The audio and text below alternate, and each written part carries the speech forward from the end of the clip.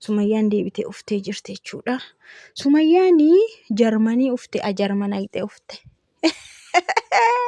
Obboleettiin Saayidoo Jarmanii ufte jedhameetu gaarra diggisiidha ajaa'ibaa diggisamee akka baabalii argitanii simannaa ajaa'ibaatiin.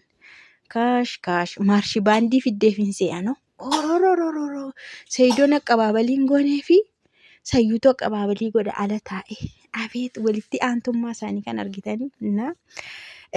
Sikiinaan gara Itoophiyaa dhuftee natti himteetti.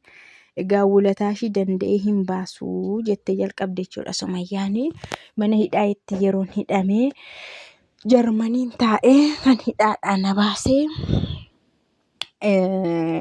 eessuma ishee wajjin ta'e kan hidhaadhaa na baase isheedha waan ta'eef anis akkam godhee akkan ishee simadhu bakka waan wallaalee fi simannaa isheetiif waan kana qopheessee hoteelatti silaa mana hidhaatti kan hin basabbasu.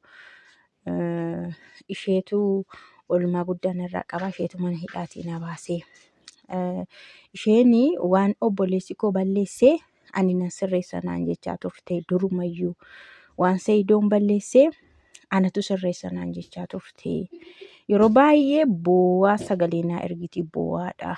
Kanaafiyyuu yoo xiqqaate illee waanuma kana godheenii ishee eega jedheen jetteetu akkuma isin viidiyoo argitanii keekii weelkaamii wayii fi simannaa namoota nama simatan akka sanaan bareedanii dhufanii nama simatanii qopheessitee hoteelatti eegdee jechuudha. Isa booda gaafa isheen dhuftu wal haammatanii akkuma argitanii Saayidoo fiddeen dhufne miti jettiin.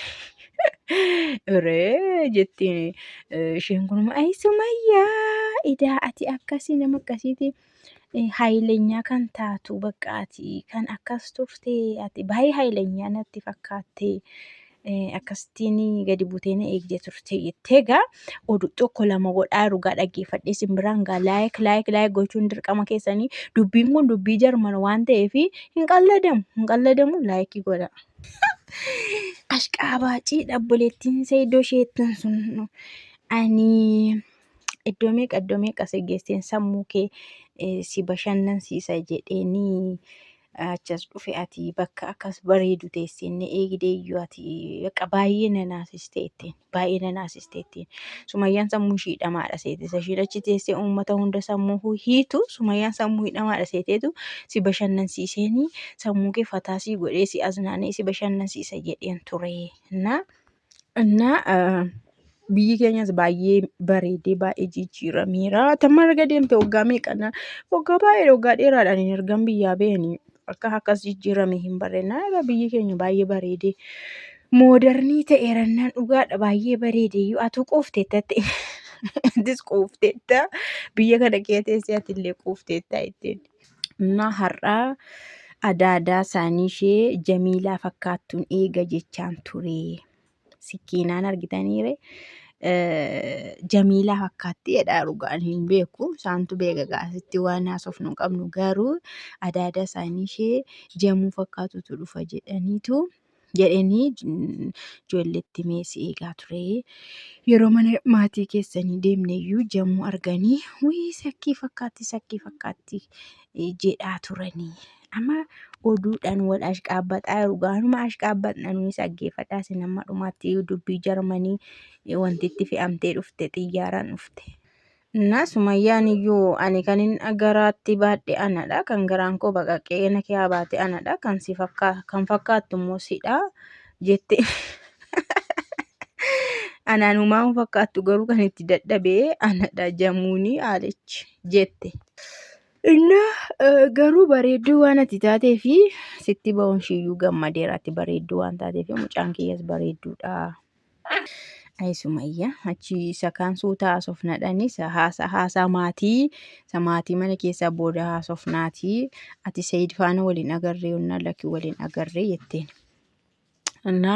Saayidiin osoo wal agartee Saayidii yeroo si argu ati Jamuu waan fakkaattuu fi Jamuun irraanfataa jette. Jamuu irraanfataa na waa'ee ijoollee isaallee dhiisii jetteen.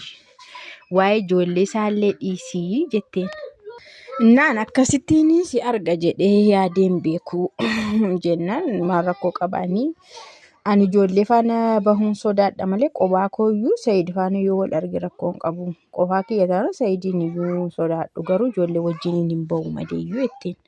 Naa waa'ee mana hidhaa akkam ture reemaanii baay'ee miidhamtee taanaan Sa'iid obboleessi keenya reebsisee barannaa irree inni mas hin reebsisu jettee garuu manni hidhaa waan haasa'amu miti. Maalumaafuu ati baay'ee galatoomii dhugaa rabbi bareedduu kiyyattee kaatee adda dhungattee maddii dhungattee jechuudha galatoomii olmaa baay'ee narraa qabda jechuudha Sumayyaa. Innaa isin akka fira dhirsaa miti isinii. Firri dhirsaa maatiin warra dhirsaa mucaan isaaniitu waan barbaade balleesseeyyuu garuma isaatti dubbatu suma gargaaru. Isin garuu yeroo baay'ee anuma faana dhamaatu ana gargaartu ana deeggartu. Kanaaf isin maatiin keessanuu maatii addaatidha. Maatii galateeffamuu qabudha itti argitanii. Sa'iidoo bicha hamaa gooti askeetti. Isa boodaasuuf nagaru.